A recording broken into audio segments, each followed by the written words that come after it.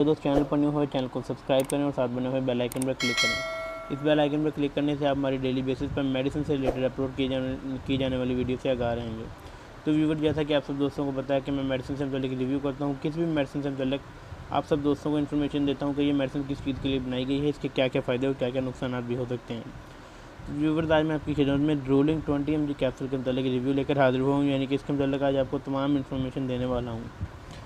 Viewer, rolling capsule को अगर formulation के हिसाब से देखा जाए तो इसके अंदर ओमेप्राजोल साल्ट की फार्मूलेशन की गई है 20 mg की, जो कि मैदे के लिए बहुत ही ज़बरदस्त और बेहतरीन है। व्यूवर, अगर आपको इसकी इस्तेमालात, इसके फ़ायदों के बारे में बताते चलते हैं।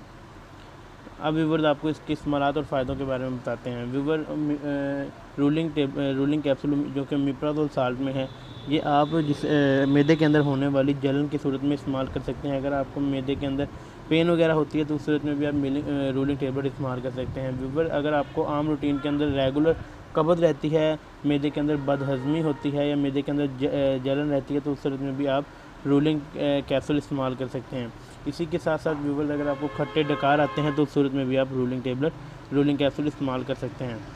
अगर आपको मैदे के अंदर गैस वगैरह पैदा होती है तो उस सूरत में भी आप रोलिंग कैप्सूल इस्तेमाल कर सकते हैं। अगर आपको मैदे का अल्सर है तो उस सूरत में भी आप रोलिंग कैप्सूल इस्तेमाल कर सकते हैं। मैदे के लिए रोलिंग कैप्सूल बहुत ही ज़बरदस्त और बेहतरीन है, इसके बहुत अच्छा रिज़ल्ट है।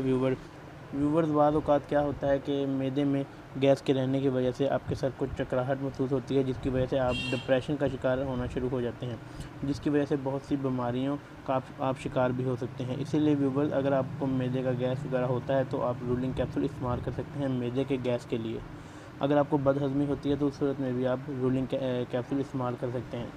कब्ज़ की सूरत में भी आप रोलिंग कैप्सूल इस्तेमाल कर सकते हैं और मैदे की जलन की वजह से भी आप रोलिंग कैप्सूल इस्तेमाल कर सकते हैं।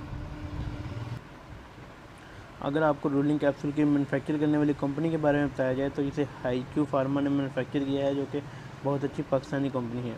अगर आपको रोलिंग कैप्सूल की कंपनी के मैन्युफैक्चर करने वाली कंपनी के बारे में बताया जाए तो इसे हाईक्यू फार्मा ने मैन्युफैक्चर किया है, जो कि बहुत अच्छी पाकिस्तानी कंपनी है और इसके बहुत अच्छे रिजल्ट और इसके बहुत अच्छे प्रोडक्ट्स मार्केट के अंदर अवेलेबल हैं।